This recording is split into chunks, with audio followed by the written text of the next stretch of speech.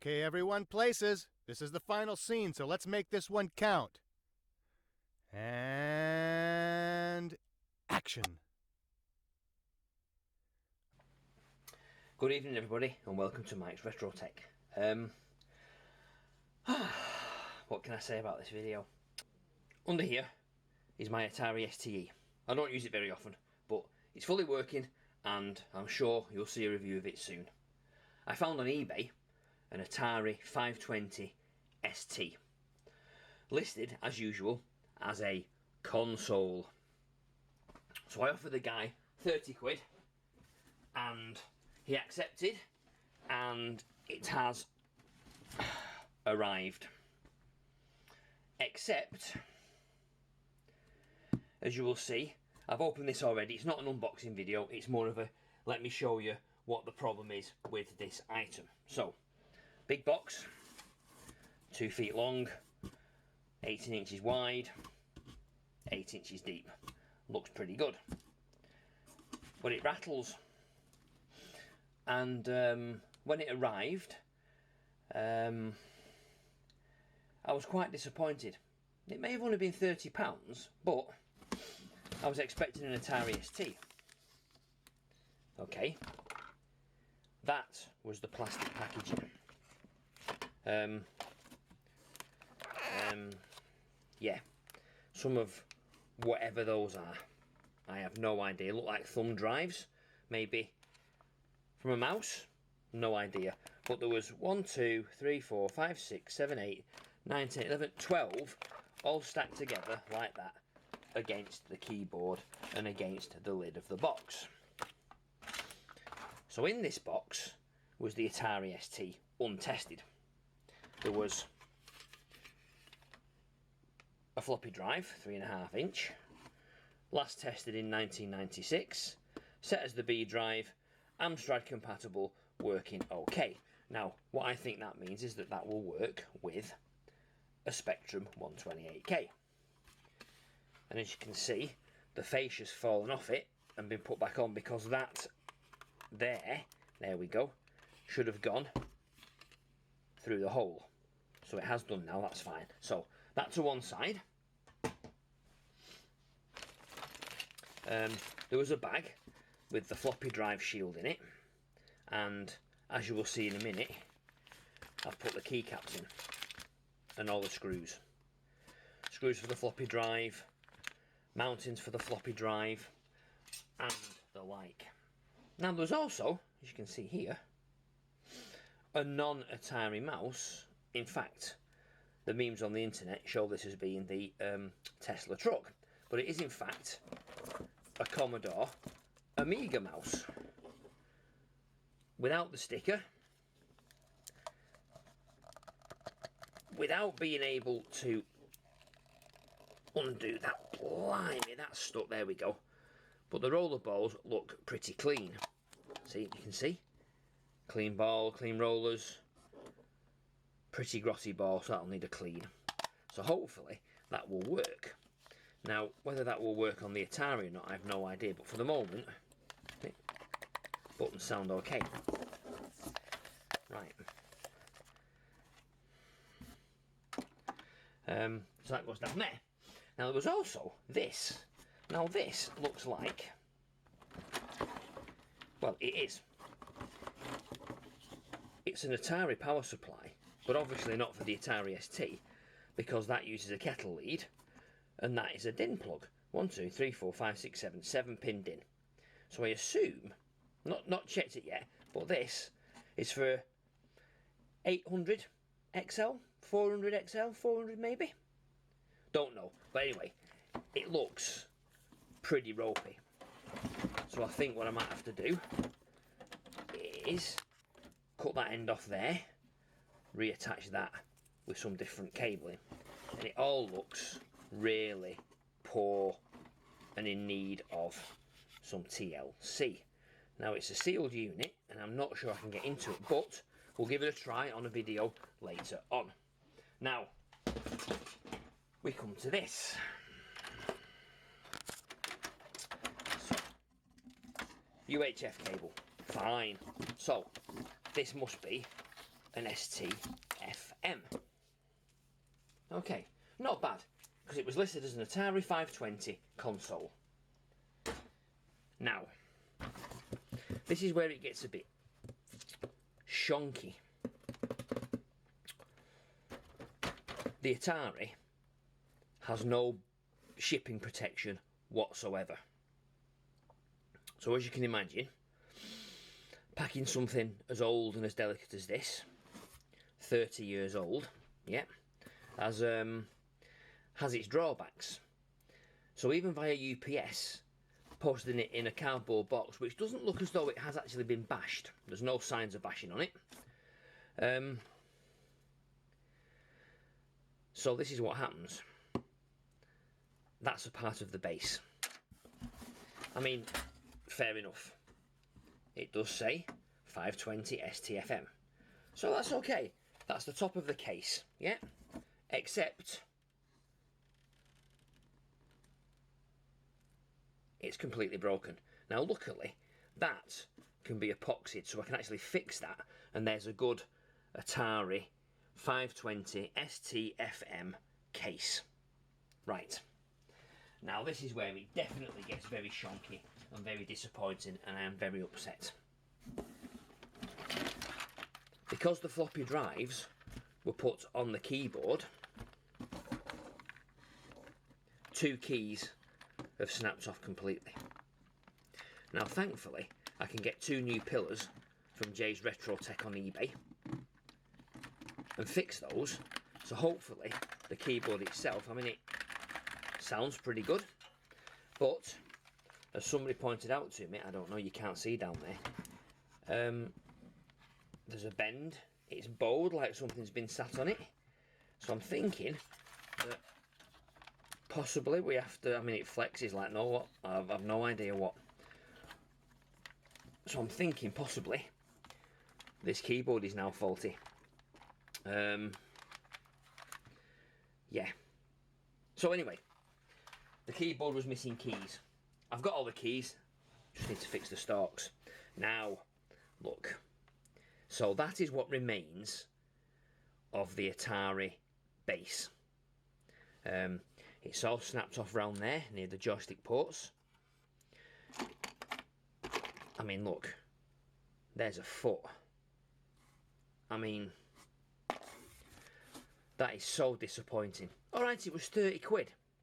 Not the point. The point is, you should treat these with respect, regardless of whether they work or not. So, for 30 quid, I thought this was quite a bargain. I was going to do a refurb video, get it working, probably sell it on eBay again and make a profit, give you guys something to look at. This now is going to be a complete rebuild because this case is unsalvageable. It's a 1,000-piece jigsaw now. I mean, you know, look.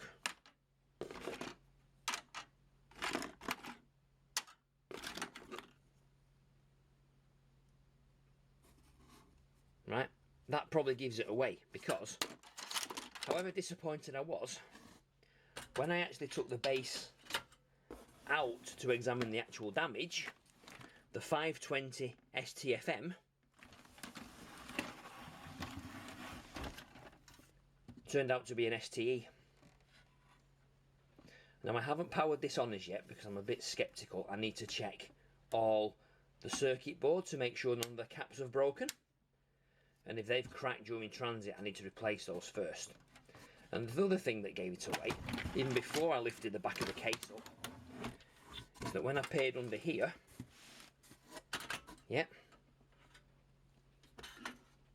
there's 4 populated SIM slots. Now I think this is either 1 meg or this is 2 megs. Now, in the next part of this video, I'm going to power it on, check the motherboard under a magnifying glass, power it on, and see exactly whether anything has broken. Now, looking at the power supply, all the caps appear to be intact. There's nothing bulging, so that looks pretty good. So the only damage potentially could be on the main board.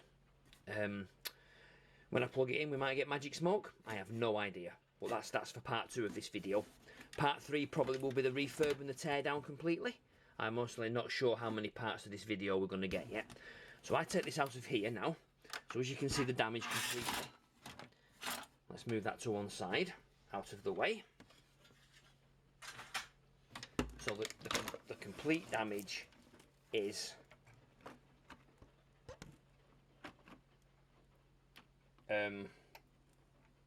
yeah. So the Atari ST Jaguar ports are broken.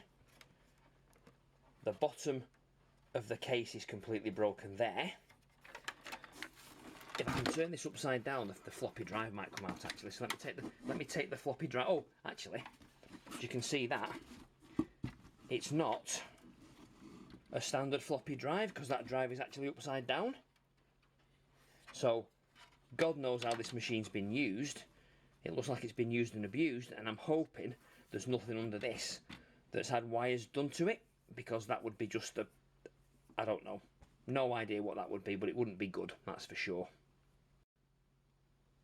So I need to take the floppy drive out, so I'll just do that now.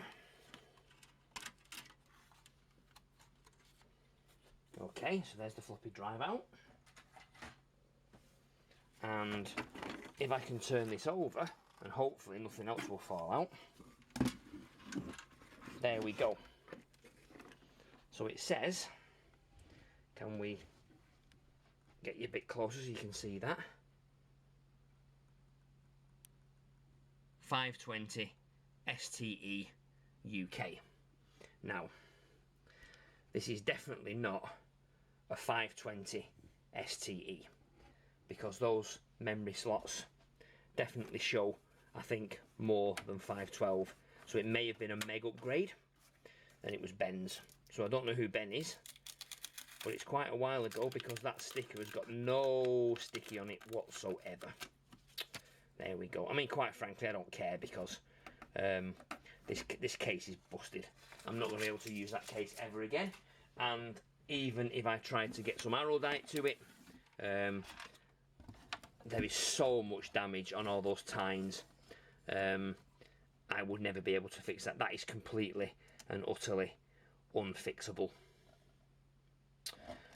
And it's a shame, because it's number 48,186. The 30 I would imagine is like a revision 3 maybe, or an A1 is the revision 1. Honestly, don't know much about the Atari stuff. Other than I used to have one, still got one now, used to love playing on it, used to use DTP, great, so I can't wait to get this one working. I mean, it's had a proper crack, because look at that, you can pull that, that's literally been dropped, I think, that box. So that's totally and utterly dead for the case. So I'll put this to one side for the moment, and then we'll just look at what's left in this box.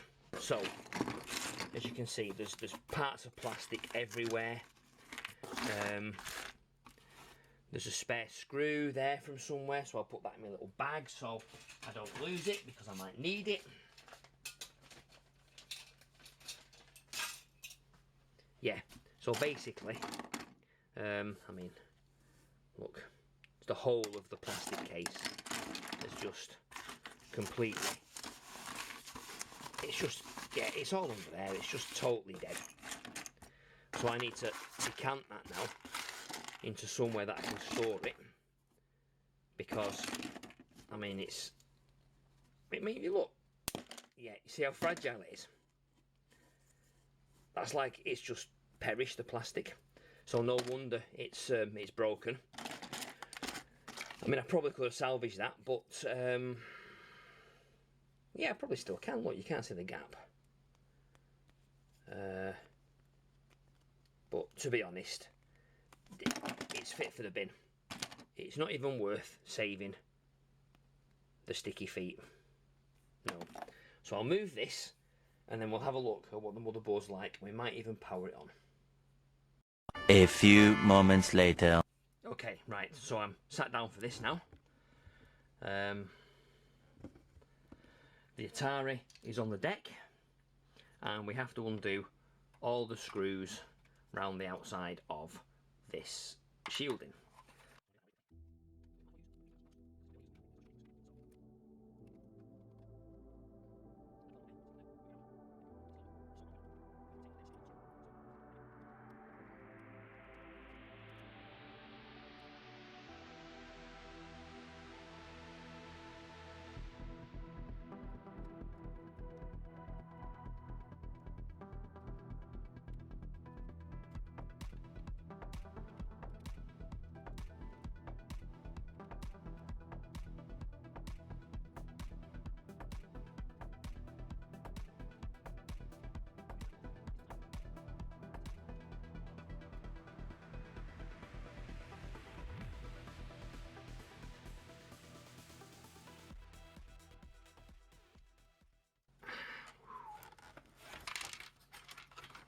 Oh no. There's a screw there.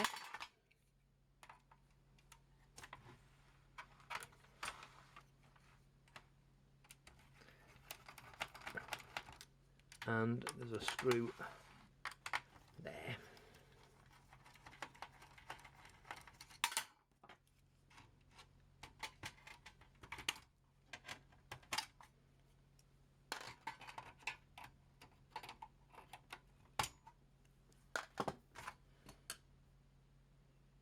Ooh, and look at that. The plastic's sharp. I've actually got a blood blister. Wow. Ooh.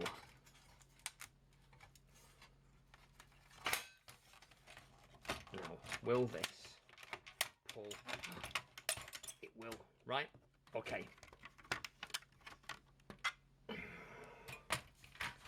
Amazing. Right, so that is the entirety of the base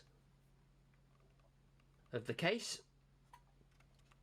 I mean, it's completely and utterly, that's totally jank that now. Literally not worth anything. What I might do though is I might take this back panel off, because this has all the correct sizes for all the holes, and I can probably use that as a template for a new case. So I'll put that in the box there. All the bits are falling off, it's ridiculous. And then this, I think, will this come off? Let's have a look.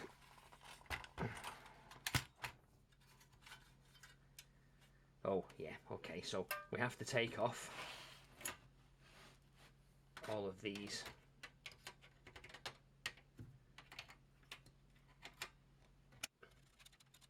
For this silver, and we take it off, and then we should be able to get to outside. That's really sorry. New infections it.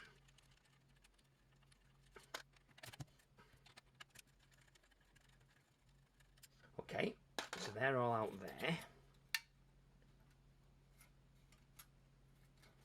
Is that going to come off?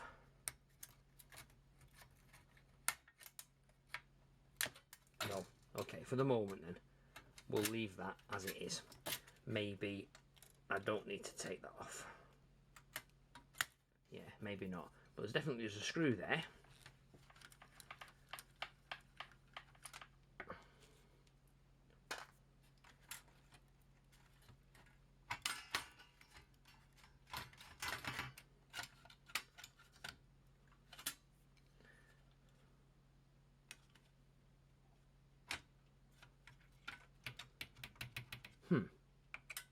Okay, let's take the power supply out if we can. Why won't it let me do that then now? What's going on here?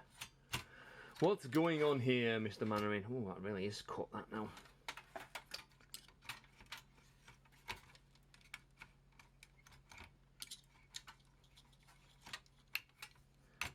Is it that there that needs to come off?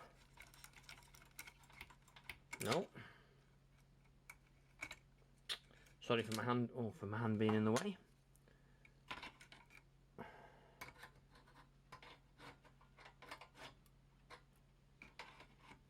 I can't get hold of my screw.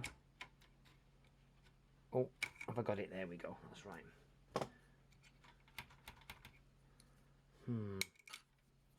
See, it's very fiddly. I keep dropping it. A few moments later. Okay, so I managed to get the steel plate off the back. And how does that? Well, there we go. There we go. Okay, so steel plate off. That is the RF shield, so it doesn't give you strange radio interference.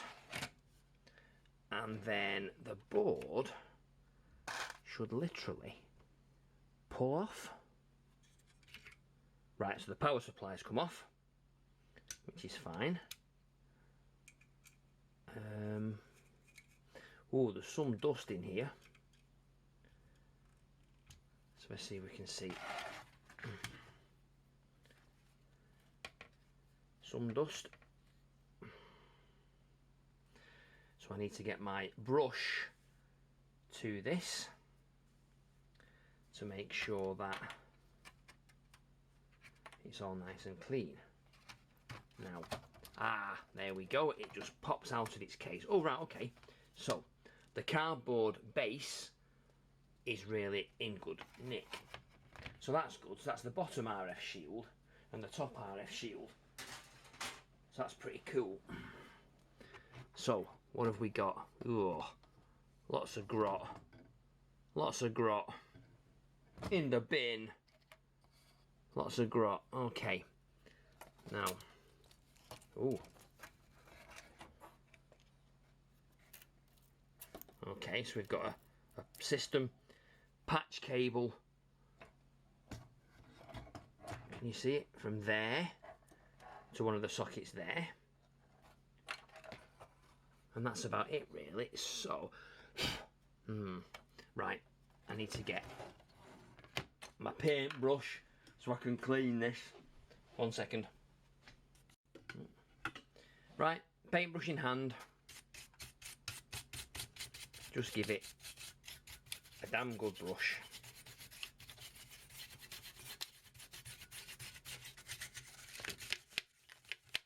What I didn't realise was it's a tiny little modulator, really small.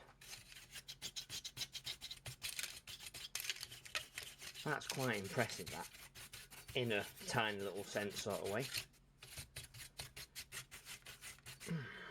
Right, so, cleaned. So it says GX211 V0 0391, copyright Atari Corporation, 1989. And there's no actual revision on it, and all the chips appear to be in the right order. These are very small ROM chips, and if these are older ROMs, I've actually got a set that I took off my other Atari, and also it's still got the standard resistors and capacitors, no, not capacitors, resistors on here, which was the high density drive selector. So you put some caps on there, some jumpers on there, and you solder over one of those pins to give it high density drive support. Now I've done that on my current Atari ST, which has 4 megabytes of system RAM. Right, now, dare I, see, the power supply looks pretty good. So I'm thinking that if I put that on there, like that, and attach that back up, yep, and then from up here, I get my Atari ST plug. Let me go and connect this up to the video then now. Give me a second. So I've got here my homemade mono colour switch box connected to the RGB, and that should work now on my 15 kilohertz VGA monitor. So what I need to do is, this is going into my switch box, so I think I need to, it's very janky this because it's all over the place on my desk, but I need to unscrew that,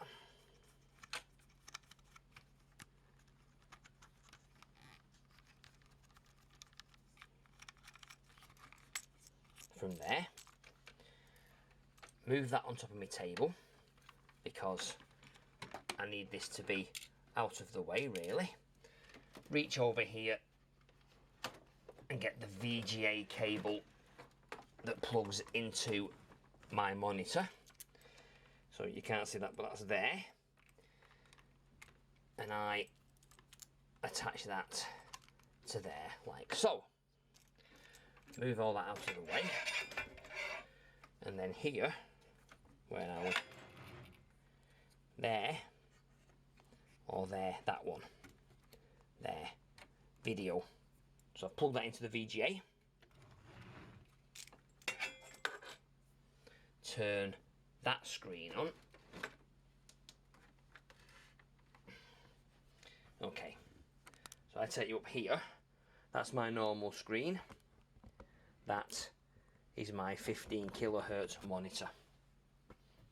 And I've also got power cable for the Atari. So let's see, shall we, what's happened. Oh, actually, I think I might plug the keyboard in as well, just in case, so we can see whether or not it works. May even plug the floppy drive in at the same time. So yes, I know there are 2 keys missing, but that's fine, because they can be used as test. So put the disc in. Fingers crossed it doesn't blow up. If we get magic smoke, I apologise. Let's bring you back down here so you can see what's going on. Right. Oh, it's on.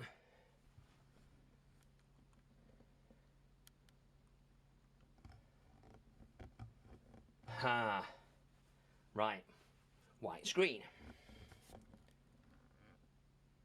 And that's not good. Oh, yeah, and that's a cable. It's not a crack on my monitor. So, that to me looks like an epic fail. Boom. Right, so there must be something else logically wrong with this board. So, in part 2 of this repair rebuild series, it was only going to be repair, I will check the board over, look at it through a magnifying glass, check to see if there's any broken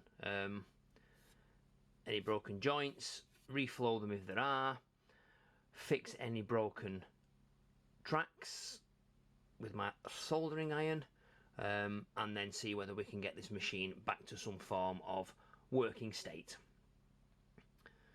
Come back for the next video soon. See you later. Good night.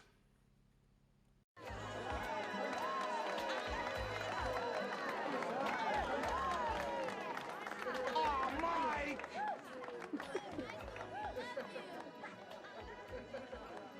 Okay, everybody, that's a wrap.